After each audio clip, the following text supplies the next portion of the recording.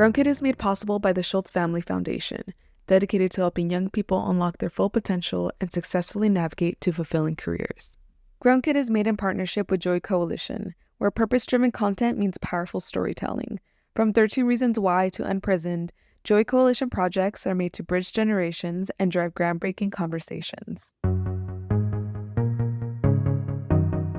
This is so Brooklyn of us right now. Yeah, Absolutely. This is crazy. So where do you live now? So I actually moved to Brooklyn. I had definitely like my first era of New York was the West Village era.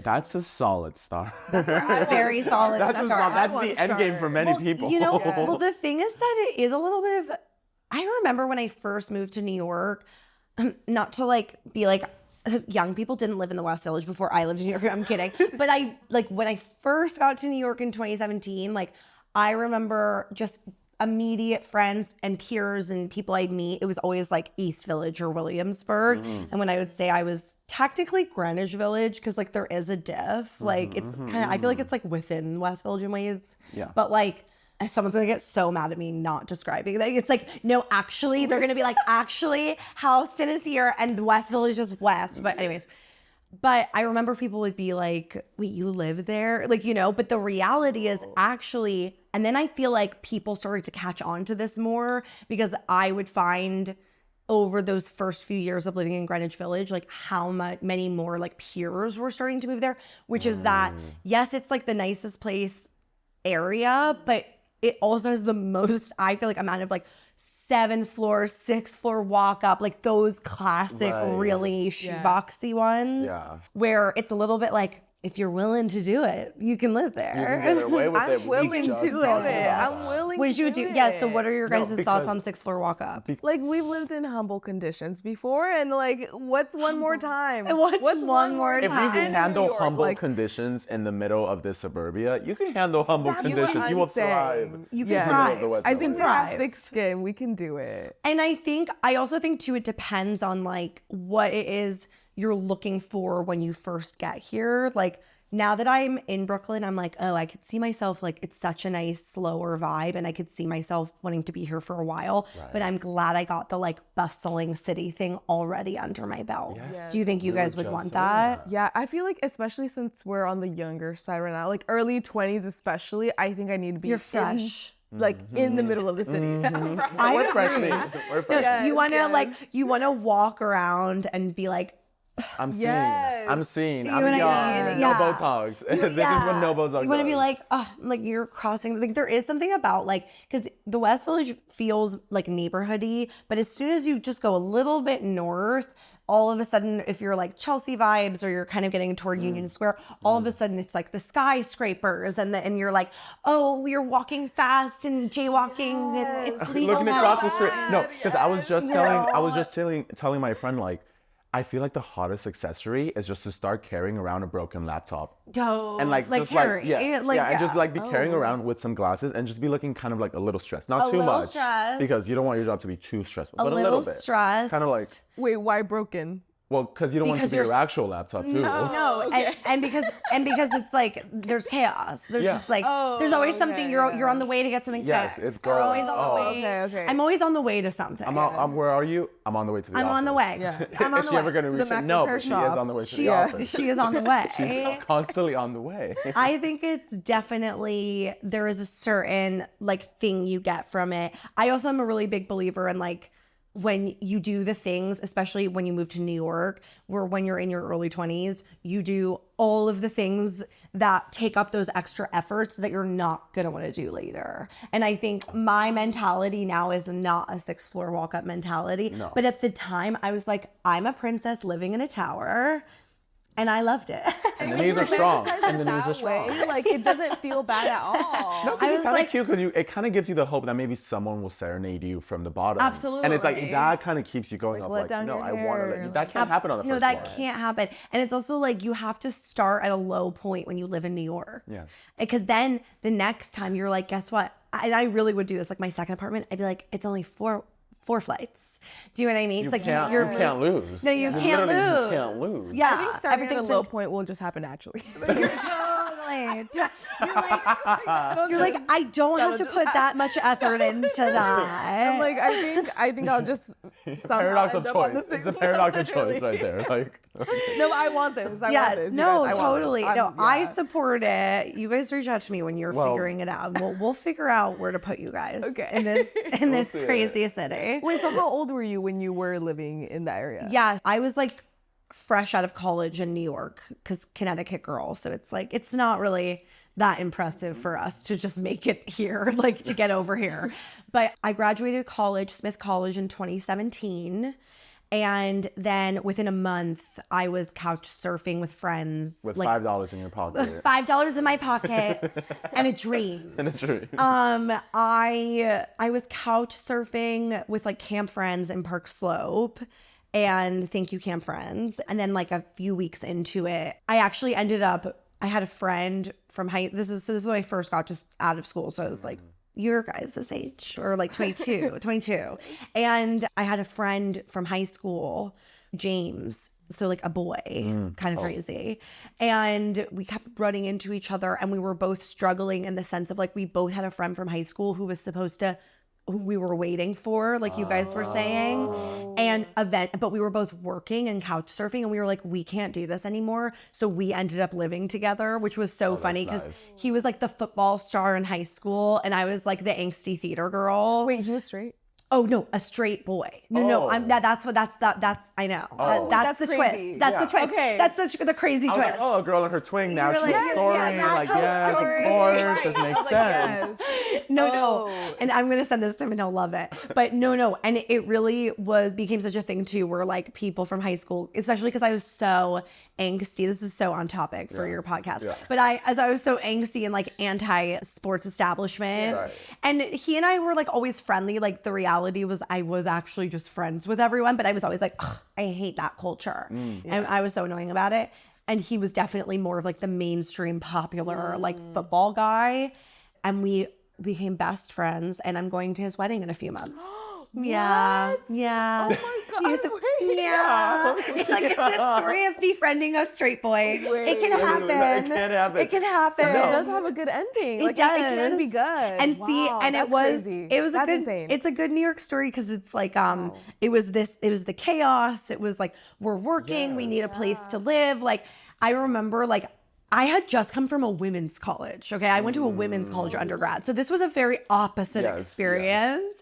And I was like, I think that when you're so stressed and you first moved to New York and you're working for the first time, which is like the scariest, in my opinion, was the scariest thing ever. Like to actually like be like, I'm an adult working is like crazy. If you stop working, it's gone. Yeah. And that's the thing. It's not like school where you can like fail a class and it's like, well, that can the other class next time. And Get 'em so tired, next time. yeah. But so Was that your first roommate? that was my first like real life roommate.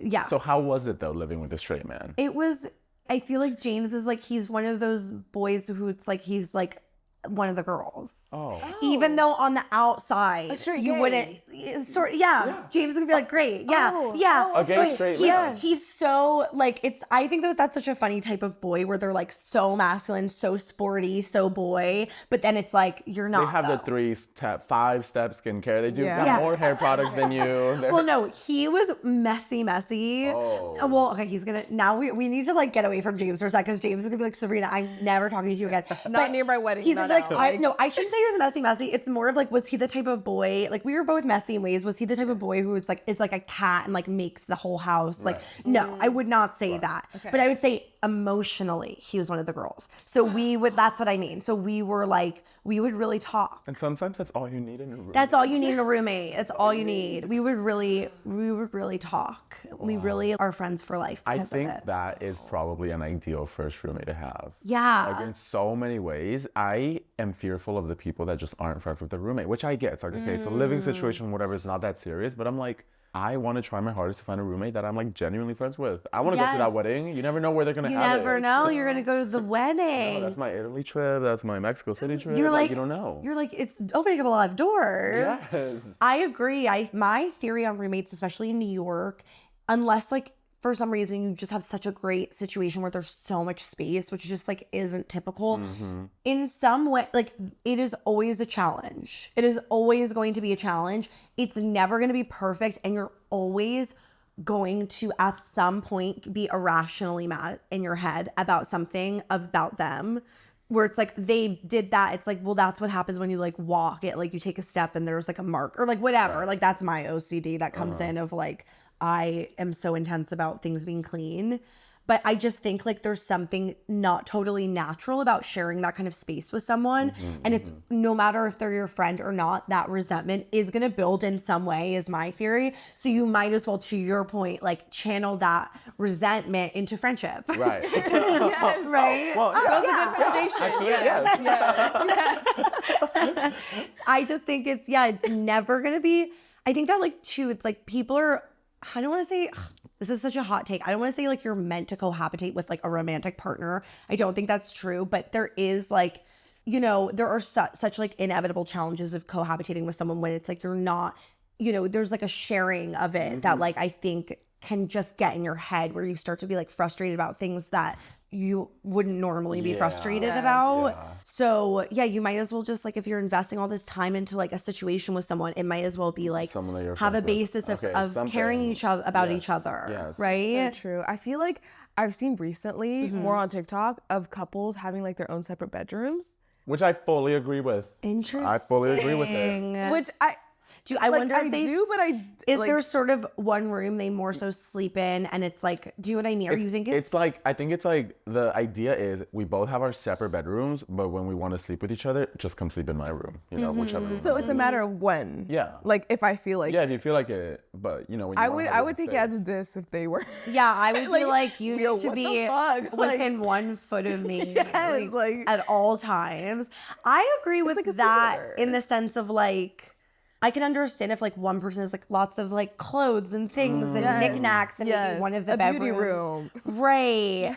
But like, I'm just such a like, I Z. love my personal space. I feel like for me it's healthy. It's like, yeah, you're gonna spend 70 years of your life without an ounce of personal space ever again. That doesn't make sense to me. It's like, yeah, I want to have my own little room. Like I'll still probably want to be with you most of the time, but let's say I get like a little weekend off. Totally. Like, I want that. There's also I could see an that. identity thing with it, I think.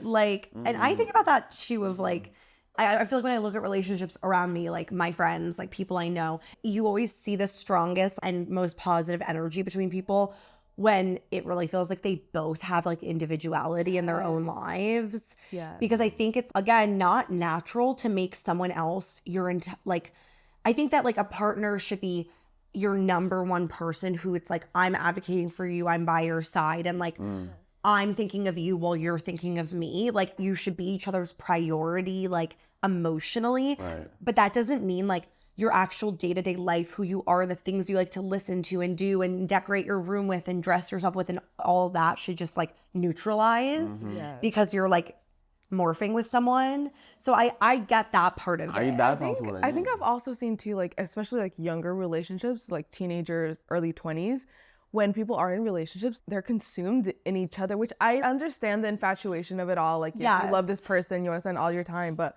to an extent, it's like, oh, like you don't miss hanging out with your friends, your girlfriends. Like, what happened? What happened there? Yeah. There's such like an immediate gratification. I think that you don't get as much with like your friendships. There isn't that like quick excitement. Yeah. Which is so sad because I feel like I value my platonic friendships so much because like I know that those friendships are not going away, like with an argument. And I feel like romantic relationships, it always feels, at least on my end, it feels like one like bad argument and then that's pretty much it. Well, you know? Like, it's also like the reality is there's often way more conditions in a romantic relationship. It's not an unconditional love. And it's always not unconditional. Like probably if you tell your bestie you like murdered someone, they're kind of like probably gonna be like, girl, we can't talk anymore. But besides that, it's pretty unconditional. Like you can like really make you can make a lot more mistakes in friendship than you can platonic. I feel like you're or in a allowed relationship. to grow in your platonic like relationships, and whereas in your romantic ones, you're sort of in this like stalemate where it's like, oh, I met you when you were this person, and I don't want you to go beyond that because I don't know what that is for me. you know, and it's like, it might not be convenient for them, or like, it just doesn't match with them. And it's just so. I think that's so smart and true. And I think also with that, it's like with friendships, like my current roommate, for example, who's like my oldest, like I could live alone, but like, we're like, why would we do that? That's what I'm saying. Why would you want to live alone? That makes sense. Especially because like the way you guys are, like, that's how, like, we're like, we've known each other since we were 4. Yeah. And it's like, and also too, we, you know, I hope to one day like live with a romantic partner. So it's like, why would I not want to? And just because I'm not with a romantic partner doesn't mean I don't want to be doesn't mean I want to be alone. Yeah.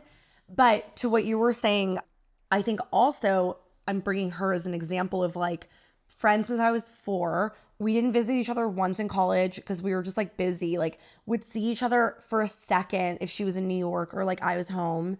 And then I like don't even live in that same town. My family doesn't even live in that same town anymore. And then it was like after 2 years of living in Texas after college, and when she moved back to New York, when she eventually did come back, once like James, it was like it all worked out with the timing. It was like, I mean, of course we picked up right where we left off because like we are just like friends like that. But it's like, imagine something romantic where you're kind of not talking to someone that much for a few years. Like that can't be. There's such like an attention monopoly on it that like is so beautiful and exciting that I think that's why we were saying people lean in so much. I think there's something so relieving about the fact that there is no long-term expectation of a friendship the way there is with a relationship. So it's not to say like, oh, I can't lose you, but it's like we're not necessarily building towards something. It's really very present focus of we like each other right now. And like, you're not thinking like a relationship in that sense, a romantic relationship, which is you're constantly thinking about, is this long-term? Is this the one? Is this marriage? Is this forever? Like, is this a breakup? You're either thinking about the end or this big commitment decision that you're approaching closer and closer to. But with friendship, it just feels like you're right in the moment. There is nothing out there. And that reminds me too, it's kind of like no contact, the idea of no contact. I feel like once you break up with your partner or whatever, it's this expectation like, oh, we're no longer messaging each other, like don't check up on me, blah, blah, blah. And I feel like with friends, even if you haven't talked like for years or like months, you can just reach out and be like, oh, how have you been? Like, you know, and like, you don't, it doesn't there's have to less be a big pressure. deal. Yes. You don't also, with what you're saying, it's like, you don't have to be building towards something, and you don't have to be on the exact same page as your friend all the time in order for your friendship to work. But but with your relationship, you kind of do. Like, you can't just be like, I'm kind of like not invested in this for 6 months. Like it will, you know, while the other person is or whatever. Yeah. I love that you also don't want to live alone, because I feel like very few people genuinely think that way. They're all like, I can't wait to get my own place. I can't wait to get my own place. I want to live alone. I'm like, That's so lonely. it's so lonely. American lifestyles are already so lonely. There is no village. There's no community. And so just to think about like, okay, now you're like in your 20s, whatever. If you're single, like, yeah, I want to live with someone. Like, it makes sense. I think too, it's like, it's so interesting how, like, I'm from Connecticut, I'm from a suburb. I think there's obviously, like, where I'm from at least, like, that sort of like natural progression of, you know, I always say it's like, yes, we're living in 2024, but like things are still like, we still live in a society, and things are so traditional in so many ways. And like the financial institution of marriage is so pervasive in like, you know, growing up in the suburbs, and like the goals for the future, like this goal oriented thing we're saying. And I think that, not to say I'm not like interested in those things, but I think as I get older, it's more of, okay, well, just because I like want to get married one day doesn't mean that it's in this way that really was packaged to me of like, and then you do it, and then that's your new hub, is just who you're married to and who lives in your house, and you're isolated, and like your whole lives are just each other. I think that's a really dangerous thing, that people end up being unhappy when like you're not, like you're saying, connected to community, because it's like, if we have to continue to invest in being in community, otherwise we're just expecting so much from one person, and that's not reality. I do want to ask, because it feels like you have your all of your wisdom in order, all your ducks in a row, it seems. Thank you. That's sweet. You just entered your 30s. Yes, I did. Oh my gosh. I just did. How do you feel, first of all, and then after that I want to talk about your early 20s. Yes. Entering my 30s, I think it's like also connected. I feel really grateful that like I had, my head on straight enough when I graduated college to be like, okay, I need to go to New York. I need to start working at entertainment. And because it is really nice to like go through your whole 20s in one place or besides college, and then like now be entering the next phase. And really even just talking to you guys about my first apartment, it's like, it's kind of nice to look back. It's like the phases of growing up. And I think it makes me feel proud. I think it makes me feel like I've accomplished these different phases and I know, like, looking back at certain times that I did not have my head on straight, was not like confident and present the way I am now, and like present in the way with people I love, that like to the most extent that I would have wanted to be, which is okay because we're young and we are crazy when we're young, in my opinion. And I think so entering my 30s, I think it's a lot of reflection on those times. It's a lot of like feeling, even just as I move around the city, being in different spaces, or even just like street corners you pass by, or neighborhoods or restaurants you go to, and you're like, oh, the last time I was here, I was like on that weird date, or like the last time I was there, like remember when I was so concerned about that person in my life who now it's like not an issue anymore. And I think turning 30, it's like, I know who I am much more. I can take a breath, and I can look around to all of kind of this history of myself around me and be like, I kind of like, I did it. I'm doing it. Like, I look what I've done, and I'm going to go do more. And I think it's kind of nice too, to like even just say the word 30 and know that it gives a little bit more of that. Like when you're talking to people older than you, you're like, no, I'm a big girl. Yeah. I'm a big girl. It's Miss. It's Miss. Yes. Oh my God. My friend last night, the wonderful Catherine Cohen, who's a comedian and is fantastic. We were at an event last night, and she comes up to me and she goes, the usher just said to me, right this way, ma'am. Oh, not too much. And she was, and we were like, jail. We were like, absolutely not. We were like, we're youthful. Absolutely not. Ma'am, absolutely not. But anyways, okay, that's my third. That's my answer to the 30 thing. I hope it was. I do. And I also feel like I first of all loved like the energy that you gave to the response, because I feel like a lot of people, when bringing up like freshly entering their 30s, they're like, oh, like like they feel sort of not as excited about it, or they feel like, oh, like I'm no longer young. And so I just love that you like feel. I really think I love Gen Z so much, and I love TikTok. I do think it's like we have all in the TikTok discourse become like so deeply obsessed with this idea that like 29 and 30 and 31 are like so different. And like this idea that like it's this threshold you cross when you turn 30, and now it's like you've lost your youth. Every time I start to feel that way, I think about what I'm going to be like in 10 years, in 20 years. And I know I'm going to look back at this time and I'm going to be like, I was an infant. Because when I look back at like, I remember freaking out about turning 25 and 26, like, you know what I mean? Yes. And I look back and I'm like, there was no difference between those years. But at the time, you're so focused on it. I want to advocate against that. You know what I mean? Right. Because I don't like, it's not real life. Those are not real timelines. And young is young, and like all of those ages that we're talking about are still young ages where you can build. And I think like zooming out is better than like being like, and then this year, because that's not real life. Do you ever get stressed out that you're like, oh my God, I still have my 40s and then my 50s and my 60s and then my 70s and possibly my 80s? Totally. So what the fuck am I going to do? I feel like it's just going to get better and better, because I feel like you just shed your like, I can already feel like, yes, it was so amazing to have my 20s, and it's like, you're never going to have it back. And it's like, oh, but it's like, I'm just the type where I would rather like have the knowledge and have the experience and the wisdom than be like, what's going on, if that makes sense. And so I would rather have the things under my belt than not have the things under my belt. For the first and last time, you're what, 30 years old. Yes. Such a like. And the funny thing too is that everyone's like, oh my God, it's 30. And then I think about it, and then what's next year? 31. Like, it's not that much of a do you know what I'm saying? Like, we treat every year like it's a decade, and like it's so. But it's not. No. So I think there's just the culture around like anti-aging. No, it's it's the Sephora teens, and we love that. That's insane. And we love that elephant products with our drunk elephant draws. Wow.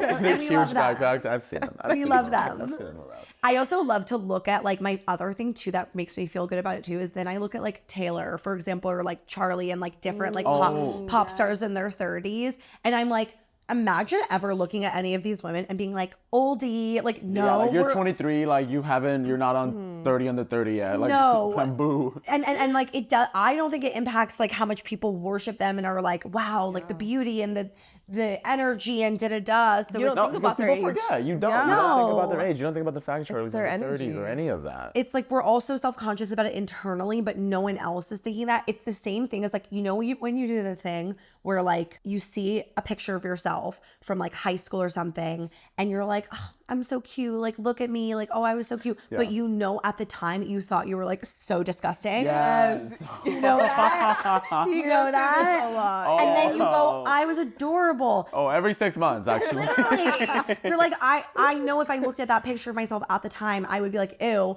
But like even just as that time passes, Later, you're like, wow, so pretty. you're like, I was so killing good. it. Yeah, And I feel like that's what aging is. It's like we keep making it negative, and then when we look back, it's not. And so I want to tell my future self that I didn't do that.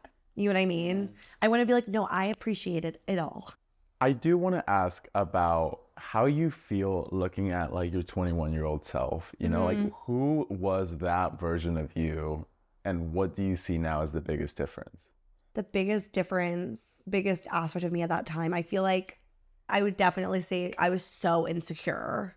And with time and age and experience, I've shed that. And did you know you were insecure at the time, or is it in retrospect?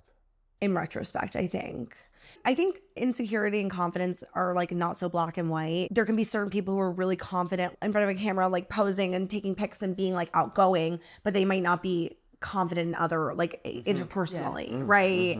So I've always obviously been confident talking to people and socially. I've always felt very like secure socially and things like that.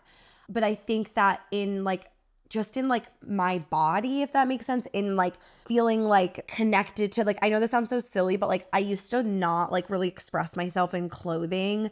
And I think looking back, like I had a desire to, but it was like an insecurity of like, I can't really pay for things that are like this or that. And I'm not good at putting things together and I'm not fashionable. So but like looking back, I'm like, I kind of wish that I had been more creative in those ways and expressing myself and in my early 20s. And it's okay that I haven't, because it's been a journey toward that, which has been like fun.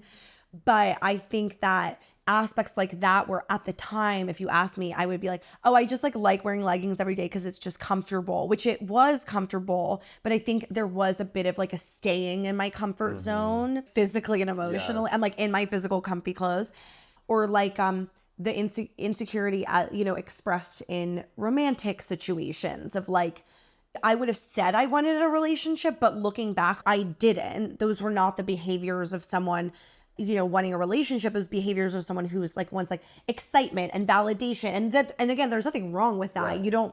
I don't think like wanting a relationship is a sign of being healthy, but I do think that I can see now the differences in my romantic life and how I approached things, how the kinds of respect I have for myself and how that's grown. I think that like being attracted to toxicity for sure can be a huge sign of insecurity if you're attracted to things that you can't have. And I think like you're like, oh, sorry. No, real. Record here. Sorry. So sorry. Don't let us stop you. And I think I really do think that it's okay if you're like, this is just sexual, this is just fun, whatever. Like anyone is allowed to have any intention at any time. But I think that if you're especially, which I saw in myself at the time, I've seen in friends, telling yourself you want a relationship, that's what you're looking for. But really everything you're actively doing in pursuing someone and giving your time to someone, giving your energy to someone, has nothing to do with actual support and actual mutual building of support and trust, and has everything to do with like, oh, like that person like thinks I'm pretty, or like that person like could have given that person attention, but they gave me attention. Like as soon as it's there in that zone, that's like, I believe that's like the danger zone. And I don't think I was ever not in that zone, like for most of my 20s, like early into like later. And I also think too, it's finding myself in my career has just flipped that for me, because I do think to an extent, you need, and I find myself like I write about this in my work a lot, and like I know like my audiobook, which I know we'll talk about at some point, but like I do feel like that was a huge theme in it for me, was a real like reflection of my 20s until now, and seeing how, in my opinion, like being young, it's about this really important time to shed that and to do it and to make the mistakes and to like be like, stop, like to do that. But I find there are the people who get out of it and the people who don't. I think that like being in touch with what are my actual goals in this romantic thing, I was not in touch with that. Definitely not. Do you think part of that as well, of like being in touch with your goals in this relationship, it's easier to have those set goals when you're older versus when you're young? Because when you're young, it's kind of like, my goals, what can I make these goals? Like, what, it could either be marriage, it could either be this or growth. But I feel like when you're older, it's like, now we both have our separate lives. You kind of started to realize what you want. So now you can actually have set goals. And it's also harder to set the goals in a relationship when you don't know your goals in any other area of your life. 100%. So it's like, how are you going to care to this other valuable relationship that you have when you can't really take care of yourself? I think that's so true what you guys just said. In a way, it's like looking back, I really needed to form as a human being myself, because now, to your point, like I can speak so much more intelligently on what I need in a partner now. Yes. And I always knew that like, okay, I wanted a partner, and I always knew I wanted to perform and act and have this like big life when it comes to my career goals. But what I would have thought that looked like at 22, like now that I'm 30, I'm like, yeah, I want to have a television show and like be a boss, but I also like, I am a homebody, and every second I'm not doing that, I want to settle in and like be around the people in my life who are like the real people in my real community. Yeah. And I think that when you're young, everything is about the new things and the new people and gathering as many experiences as possible. And I'm still doing that, but I think I have a lot more balance in my life of like, and then I put that away, and then I'm with the people who really matter and who are really my people. And I think that understanding of needing that balance in my life, I didn't have that understanding in my early 20s. So to your point, you kind of need to, I mean, again, people fall in love at all different times, and it can be difficult because maybe you fall in love with someone from high school and then it's like the things you were saying before, you're growing. But I also really do believe with things like that, if it's meant to be, like if you really love someone, like you will figure that out. But I feel lucky. I really genuinely feel so lucky that I don't have that like baggage. And I think too, we teach people so much that you're such a victim for being single. And I think it is the biggest scam, because actually every year that you're single, you're so lucky, because the reality is a lot of people do eventually find someone. A lot of people, most people, I would maybe argue. So why are we gonna spend all of our time before we find someone just thinking about finding someone, putting our energy into finding someone? Because then what happens? And I see this happen with people I know. Then you finally, you hit the goal, right? You get the ring or whatever it is that the goal means to people romantically. Maybe you get the kids, maybe the house, whatever it is. And then it's like, but who are you outside of that? And not to say that being a homemaker can't be who someone is, but what I'm talking about more so is when people pour their whole selves and their whole identity into finding the person. And then what? Exactly. I think not enough people oftentimes spend enough energy figuring out who they are without external pressures or validators that another person gives them. And especially when you're young, it's so easy to fall into like, even with friendships too, with the wrong friends, it's easy to be like, oh, who do they want me to be? What do they want me to like? I mean, even social media too. Oh God, I mean, it's an endless. So if you find your piece, your like blinders, your blockers to figure out like, who do I want to live? It's probably the most useful thing you can have. And that's when you get those really interesting individual people that people are like, oh, you're so effortlessly cool. You're so interesting. It's like, they probably took the time to actually like sit alone and think, who am I? What do I want? Yes. Going back to the toxicity that you mentioned in these relationships, it's so funny because I often find myself having these conversations with friends where it's like, do I message them again? Like, do I give them one more chance? Do I like do this? And this might sound bad, but I feel like a lot of times, at least now in our age, in our current time, I I urge them to do it. I'm sorry, like, because I think sometimes you need to repeat the mistakes over and over again until it's in your head, and then you can finally close that without having any second thoughts. Yes. Without like, oh, maybe I should have tried more. Well, it's like, well, if you see have what the happens when time- you try. Yeah, you'll see what happens. You'll see what happens. You'll see what happens. Yeah, We'll see. you'll lock it. Yeah. Yeah. But it's an interesting and tricky line to navigate because sometimes you do need to know when to just stop and let go.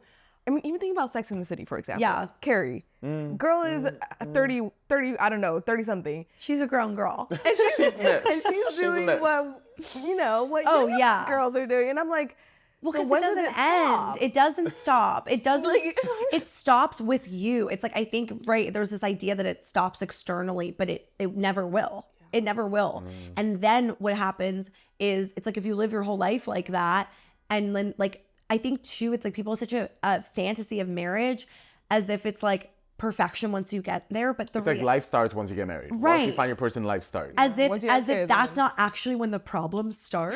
like it kind of That's when the like, gray hair starts. you know, Yes. that's when shit gets real and Yeah. and intense and stuck. Those feelings of stuck we were saying. And I think I really do believe there are people who stop the BS and people who don't, and both version of friend can go off and get married. But I find it's like you're maybe gonna find that the person who stopped the BS, like they're in the relationship you admire more. Yes. They're in the relationship where they're not shrinking themselves. See, that's the thing too, is we tell ourselves like, and then I'll get the relationship. It's like, it's not just about getting a relationship. It's about getting a good relationship, you know? It takes two. Like literally. Yeah.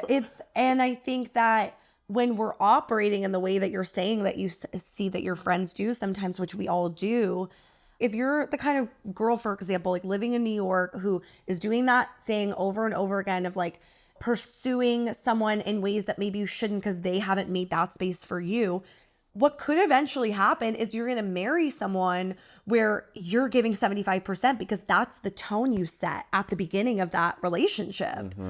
And just because you're married doesn't mean you're happy.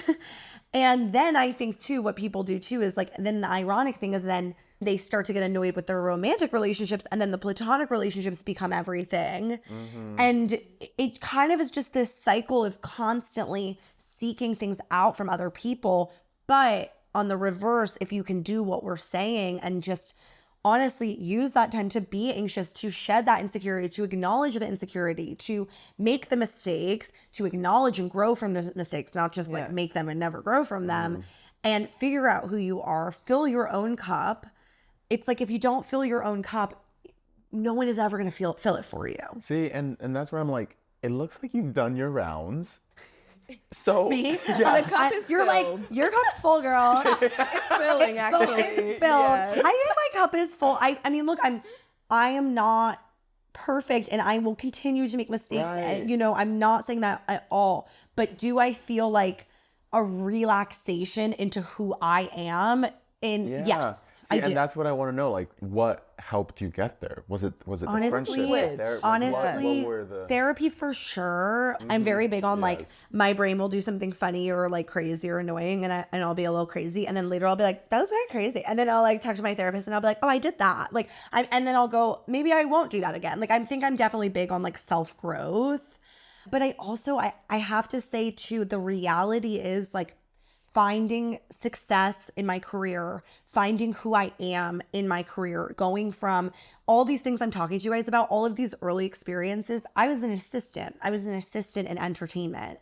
And I was hustling until eventually that shift started to happen, which is not a shift that always happens for people, or that can happen way later, which is the shift from assistant to actual like being paid to create, like being on the other side, as opposed to just working for someone who creates, but actually being the one being able to sustain yourself creating, which is a privilege. It's a privilege I earned through hard work, Right. but it's still a privilege. And I think having that struggle for so many years as an assistant, feeling like I didn't have that identity as an artist, and then being able to then have the opportunity to have that identity, that really helped me.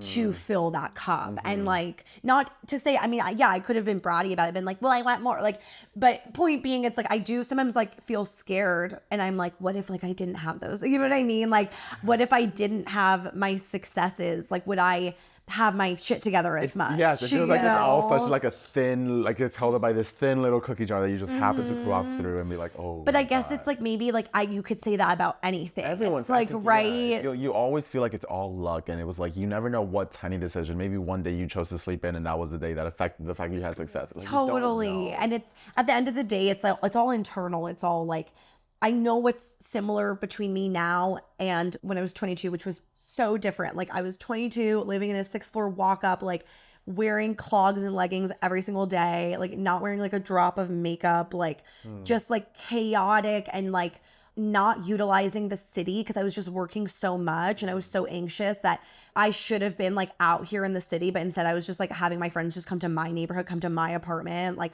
was just kind of like living in this weird anxious bubble. And was doing that and like hustling and then kind of coming out of my shell more, but still really anxious and really focused on work in a way that was like probably not healthy. And then making that transition, it's like the more success I got, it's a little like, okay, here's some success. That gives me a tool to like be less anxious. Right. Like, so I was taking the tools for it. Does that make sense? Yeah. So was that? Do you still? I mean, not still, but like, did you ever? And now, do you still have ever this feeling of I'm falling behind? I think that like when you're self-motivated, you can't ever let go of that. And I think it's like they say like that is a key to success, is always having that feeling of like, what's the next thing? And that is the entertainment industry. So I have that, but I think to your point, I have actively worked on getting better at like, okay, yeah, there's going to be days where I feel that, but like not crashing and burning from it, not getting so anxious from it, and recognizing that like you could feel on top one day and feel like you're never going to have your dreams the next, and just kind of being more macro and zooming out with it, I think helps me with that. Yeah. I think gratitude can literally stop you from going crazy. Anytime I'm having a bad time, like just that reminder that it was only like I was an assistant like 3 or 4 years ago. Like, my life is so different. And if you had told me 22, 23, 24, 25, like for a lot of the time, the majority of the time I've been in New York. Right. If you had told me at any of that point that I was going to be like my own boss, have my own schedule. I am an actress, and I used to be an assistant editing self-tapes for other actors, and now I'm doing the self-tapes. Like, I never thought I would even get those things. And the fact that these like small goals that felt so far out of reach are so normal to me now, it's like, of course it's easy to forget. But when I have those feelings, I'm like, girl, come on. Like, it wasn't that long ago you were feeling that, because it's like, you have to have that balance and like enjoy the journey a little bit too, because I don't want to look back and be like, I actually had this, like, look how lucky I was to be living in New York, to have my own schedule, to look at all these opportunities I have to like meet people and create the things I want to create. And I really just believe, and I'm so lucky in so many ways. And if I were to not have gratitude toward that, I really think it would ruin everything. It's like no matter what you get, you'd be in the same place mentally as when you were an assistant. Right. It's like you could have all this and still feel the same feelings. Oh, It was yeah. not like gratitude. And I learned that as an assistant, like, because, you know, entering Hollywood and like being around people like that, it's like you think that just because you have that role or that deal or whatever, that's what happiness is. But you see that like, that's not what happiness is. Like, you can have all of the things. It really isn't. So you learn that these concrete things that I wanted and continue to want, like being paid to make art, like those kinds of things. Yes, I do like need those things to be happy baseline, because I'm an artist. That's what I want. Yes. But happiness can't be dependent on that. That can't be the beginning and the end, because what's going to happen is you get older, you get more successful, and then the next piece of happiness and the next piece of happiness. And if all of those things are just surfacey, and you see people in this industry, like it becomes an addiction to just the brief, it's literally like social media. Yeah. It's like The when instant gratification it's of it the all. instant gratification. Yeah. It's like when someone, it's like, you know, when I first was on TikTok and like a certain amount of attention was like, what? And now it's like, a million, you know what I mean? Yes, it It's goes just by so so feature. quick. Desensitized. Yes. It goes by so quick, which is a little scary at times. No, it is very scary. And Yeah. I feel like it's so embedded in American culture to just always be working so hard. And if you're not working hard, then what is your purpose? What are you doing as a human being? But do you feel like once you became an entertainer, now you're on the opposite side, do you feel like that's when you really found your purpose? Or is that something that you always knew that you like wanted to do? I've always, and I think that goes along with the gratitude thing, is I've always wanted this. You know, when I was little, I literally have a memory of being like 3 or 4 and being like, I really want to be an actress, but I can't read. So how am I going to read the lines? Well, now you got an audiobook. It all ties back. And I remember, and I used to feel a little bit too of like a sadness as a kid of like, am I going to get to do that? Like that was in my head a lot as a child and like growing up. And then like, I would have wanted to go to like a Juilliard undergrad, but at the same time, I knew that like I wanted to be able to hold like a job that was maybe more like English focused and write and be able to write for myself. And I also knew that I wanted to be able to meet non-artists. So I made certain decisions in my life that almost made me feel like, okay, but like I can still go be an artist, right? I'm still going to be able to do that. And it's always been a fear. Will I be able to do that? And so the fact that like, look, I have so many goals and there's so much I want, and I'm not saying I'm perfect. Like I get so anxious about the things I want. And I have those days where I'm like, is it going to happen? And I like literally talked to this tarot card reader recently, and she was like, you need to chill, girl. She was like, she's like, your opportunities are coming, but give it a minute. And I'm like, you're right, queen. So it's, you know, not to say I like handle it all perfectly, because I certainly don't. But I do think I've learned, especially just like in the past year or two, that feeling of like, don't forget how much you wanted what you have now. Yes. See, this is what I feel like I am starting to realize when I talk with older people, is a lot of people older in my life that are really successful as well. I feel like are operating, I always hear them speak in a similar way. Like once you speak to enough of these people, it's always a similar mindset of gratitude, of grounding yourself, of understanding where you came from, where you are now, like day by day, running on good energy instead of bad. And it seems like younger people tend to be usually the opposite. It's kind of like, God, I'm so scared, like imposter, like all these negative feelings that they're running on fear, they're running on stress, frustrations. And it's interesting that I think, there's something that shifts as you mature, where you finally realize your mindset needs to change. Like it's not sustainable, the mindset you have in your teens going into your 20s. And that seems to be why people say like, I feel like the way that I view the world is completely different than 10 years ago. It's like your mindset has to change, and you learn about how things do play out. Even just like when you graduate and you have your first job, and you're like, the idea of like getting your first job is literally the scariest thing ever. You're like, it's never gonna happen. And then it does happen, right? It's like you keep getting so scared about things and then they're okay. Yeah. And then I think as time goes on, you're like, maybe I'm gonna stop being just like so scared all the time, because what did that really do? You know? Yes. Well, I mean, like speaking about fulfillment too, like, you know, you say like work can't be just your main sense of like fulfillment, your purpose. And I feel like I struggle with that too, because I feel like a lot of times we're told like your work is who you are, which I think it encompasses a big part of who you are and it represents you greatly. But I hate that idea that like this is just who I am. Yeah. Like, where do you find like your other sources of fulfillment and purpose? Like what brings you happiness? Totally. It's interesting you say that. I was just thinking about that kind of idea too, of like when I think about my dear friends who, you know, because I just happen to have the kind of job that's a job and a passion, right? Yes. And an identity all in one. Yes.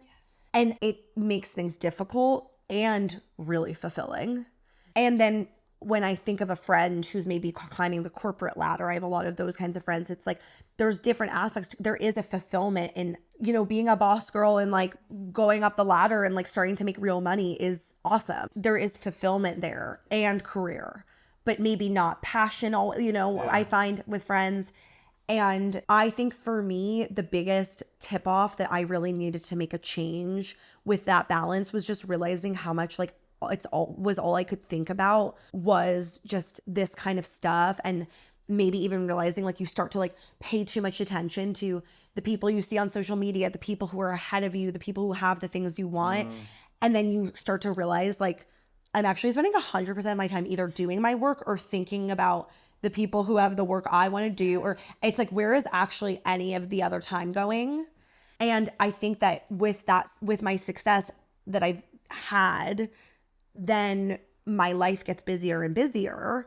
And the amount of time I have to connect with people in a real nurturing way is thinner. So I do think there's actually this like natural kind of like empowering thing of like, no, I literally don't have time. So like, no, I'm not going to get coffee with like the person who I know like doesn't really actually care about me. And like, you know what I mean? And the coffee chat isn't worth it. Like it's right. You actually literally start to not have the time. And I also am such a lucky girl where like I went to a summer camp and have such a community there. I have my community from Smith, my family, like I have, you know, have made such amazing, you know, artist friends in the city. And it's almost like I'm around too many amazing people to not go, okay, these are my real people. I'm working so that I can then have the time for my real people. It's like, that's how I do it. Do you know what I mean? Okay. I think for me, it's other people. It's the connectivity of connecting to someone where we're not connecting about a script. Yes. Like we're connecting Yes. as human beings. Yes. Yeah. No, I so feel that. And I'm so happy that you say that too. Cause like the same way I'm fulfilled by my friends, like so much. They bring me so much love and support. And like, I just love my friends so much, genuinely. And whenever I do like think about my work, I'm like, okay, I'm working so that I can have time on the weekends To live and just chat about nonsense. Yes. Or like just chat about other things going on in my life. I want to hear about their lives. And so I think it's also just hard, like, again, working for ourselves. We have to set our own boundaries. We are our own bosses. And it's just a trade-off, again, because you do have that freedom. Maybe I don't want to work today. I technically don't have to. But my mind is constantly going in the back of my head. I'm always thinking about it. And so it's that trade-off. But it seems like now you found a balance with it. Or do you think actively trying to, Actively yes, trying. yes. I think Okay. there are certain days, like, you know, like I know this is so random, but like mental health, I feel like it's on theme. It's like I was saying the other day, like a big thing I do now is like I go to so many events during the week. I won't drink because I know, and it's like, it's so easy to just drink when you're somewhere and there's free alcohol and you're schmoozing. A good deal is a good deal. No, it's free. If it's free. But you know, I've just learned that one glass of champagne, like I went to like a Broadway opening last night and you start to, and like you go up the stairs and they're like, you know what I mean? There's so much pressure. They approach you with a smile. Literally, and they're like, oh. and it's like, yeah, it would be fun to like let loose for a second, like have a little free champagne and like have this moment. But I know that the reality is it's a work night. I have a full work week and I'm going to have anxiety. I'm going to feel ill. That's, by the way, being 30, guys, I feel ill from one drink. And so just, I feel like I do those like little things. I know it sounds so silly, but those little like physical taking care of myself things, because I know now to expect to be overwhelmed. And so I have to find a way to be a candle in the wind. And I think like, which it's like not natural to me because I'm a spaz. So it's like, I've had to kind of go, okay, kind of not going to do that. And how do I kind of like take the chaos around me and like not, you know, kind of go like this. So I think that's part of it. And for me, that a huge part of being grounded that way is having nourishing connectivity with people who actually love me. It was kind of funny that the meaning of life is literally just like people. Kicking with people. No, the meaning of life is the kicking. Yes, having a little tea, having a little chat. And then it's like, I feel too, you get older and you start to like, I'm doing so many amazing things that I would have always have wanted to do. Some like exciting, like fancy looking things that there would have been a time I'd be like, no way I'm going to do that. And it's amazing, but you see how it's not everything. It really does isn't. not. You see, it's and that's the worst of it all. No, that it isn't. like it's actually like fuck, this isn't it. no, like I'll be like I was at an event with a friend recently, and we were like, hey, let's go to the after party. I was like, but if we were just in my bed eating pasta talking right now, like what if we were doing what if we were doing that? What if we were? That is the most disappointing fact to discover. All of this glamour is really, that's not the answer. It's you go and you get your pick and you get out and it's about this. It's about this. It really is. That is so funny. It really is. Wait, so you mentioned the audiobook earlier though. Yes, it's very connected. So it comes out in January and it feels really connected to everything we're saying because, so it's called That Friend. It's what's called a full cast audiobook. So it's really more of like an old fashioned radio play or like a TV show in your ears where you're going to go like click episode 1 and you hear me like on the computer and walking around and talking to my friends, and all of those other people are played by other actors. Okay. So it's not just like me. Right. It's imagine like my character on TikTok in a TV show, but that TV show is in your ears. So that's going to come out in January. It's called That Friend, and it's about my Sabrina character. It takes place in New York over the course of a summer where she's really feeling like, okay, this friend, she's in a quad. So we've got like the Sex and the City quad, the holy quad. And it's like and they're all best friends from high school, middle school. One of them is like studying to be a nurse practitioner. She's about to get her master's. So she's like furthering her education. Another one is climbing the corporate ladder. Like she's starting to like look to buy a brownstone. The other one is like, an artist who's really started to like make her way as a visual artist. And then my character is like, I'm going to start a podcast. I was going to say, is there a podcaster in the mix? Yeah. And where's the representation? Right, yeah. Literally. And so it's really about her kind of like building over the course of the summer this sort of platform as a micro influencer and, finding herself in that, doing a sort of like advice, like real life kind of podcast like this. But, really what it is it's funny and it has a lot of heart, and it's that as she grows, she makes a lot of decisions that really are prioritizing herself and not her friendships. And so it's really a love story, like a rom-com between her and her best friends. There's some romance in there as well, but it's about the four of them. And it's so cute. You're like a fly on the wall and like you're listening. Yes, it is. That's a great way of putting it. It's a total like fly on the wall of the character. But it really is like, there's definitely autobiographical elements of things we're talking about, of like that journey of going from insecure and like living your life to prove yourself to others, or to have a certain image on Instagram, or to, fulfill that cup that has always been lacking from high school that doesn't actually matter. Like, and to go from that to actually realizing that life is not about other people looking at you. Life is about like, who are you? Yeah. And that's how you find that happiness. So I do really feel like it's very connected to what we've been talking about. I feel like you've probably been working on it forever, and it releases in a couple of months. Yeah. How are you feeling? I'm really excited. I mean, I'm so excited to like people like you guys to just like hear what you think. Yeah. And it's, at a certain point, it's like, okay, get this away from me. Yeah, no, totally. This is also the thing. Do you feel like you're kind of like anxious for its release, of like, I just wanted, like, yes, you want it to be out there, but then I don't know. I feel like when it comes to a new project, it always feels like this new project is what's going to make life, Totally. I have like, but to your point, like you said in the beginning, it's like the next thing, like the reality is I'm already like thinking so many other steps. So you're like, this is like, okay, put it out there. It's done.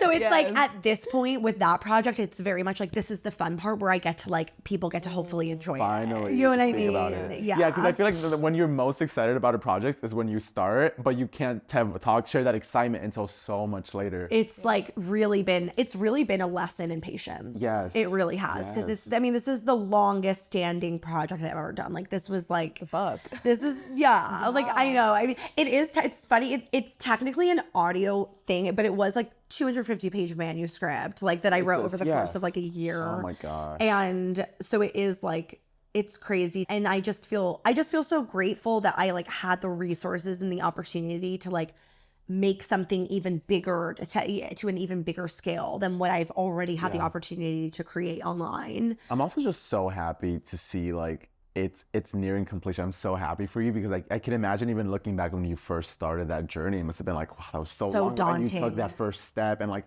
overcoming the feelings of like what you're about to embark on is so relieving once you're on the other side of it. It's so relieving, and it's so like, I will remember what that felt like in the beginning and how stressed I was. And it's like, no, actually, you can just take things one step at a time and just do them. That is the sweetest thing always. I always love seeing people like get excited about something because I'm like, I know in the beginning there was a struggle. There were tears, there was like all of it. It was so, I mean, it was just like, you're sitting there writing for so long. You're like, is this ever actually going to happen? Or am I just like writing forever? Yeah. It doesn't feel real. Oh my God. It only I just struggle started with to feel that. real. That's the hardest part about being an artist and like being creative is that you have to do things behind the scenes without people like validating you or, you know, you're just alone. And I'm like very extroverted, so I'm not into that. Yeah. Oh my God. We're not into that either. Well, Yeah. Sabrina, I think last question. Yes. If there's one piece of advice you could give to a 21-year-old, what would it be? I feel like it has to do with what we were saying about maybe the aging thing of like, I know everyone's like, you're so young, but it's like you're even younger than people are telling you. Like you are so at the beginning, you could have 5 careers from starting at 21. Like you had 5 career changes. I guess my advice would be to not focus on the time construct that we've been told to focus on and instead focus more on like the emotional growth. I say that connected to like what we've said, like conclusively. If I feel like that's kind of like overarching maybe of what we've said. I I love like that. that. Well, thank You guys so are such much. geniuses. Oh, we're just a bunch of grown kids. No, you guys are geniuses. You are. Thank you. Thank you Yes, so you. much for having me.